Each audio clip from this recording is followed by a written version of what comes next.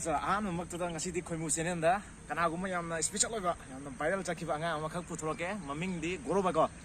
magi talo matem tang ayan tawke ani ngausa baita koi yamna lairaba yamna nangba family amakak ta mana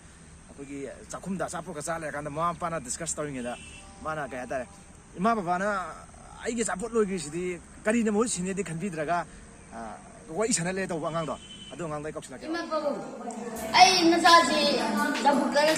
jagale di jabu to khara haptar ra do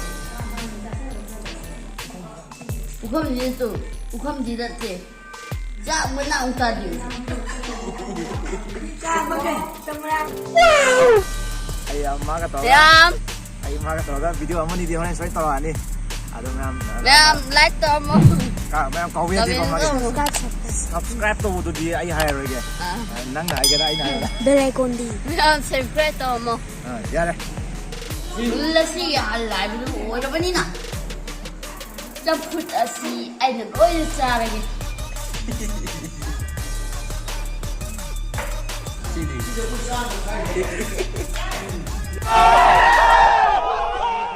rồi ta có lúc hầu ra đây người pa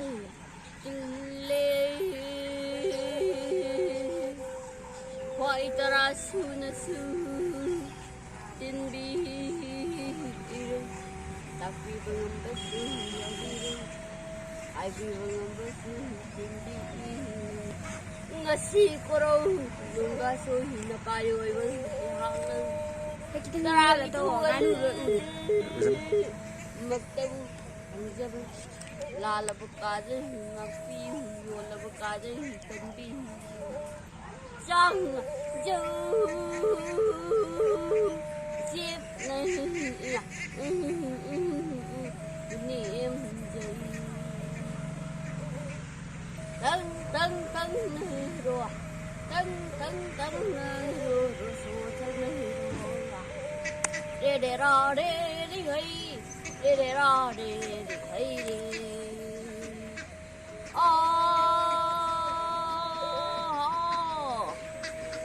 nung mai jing da u ya le nung mai jing da u ya le ni har ha de ni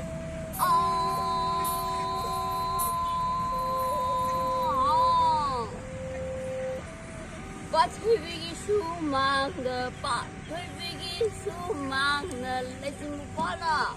ai hai lesson pana sai rumba kana nu oda re re ra re re ai re ra re re ai re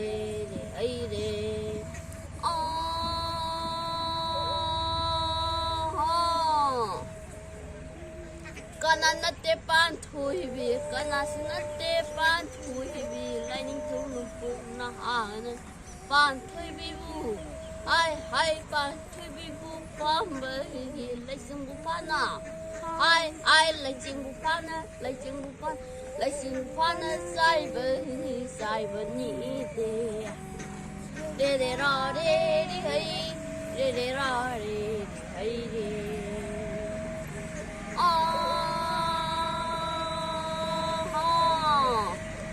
Kana na tepu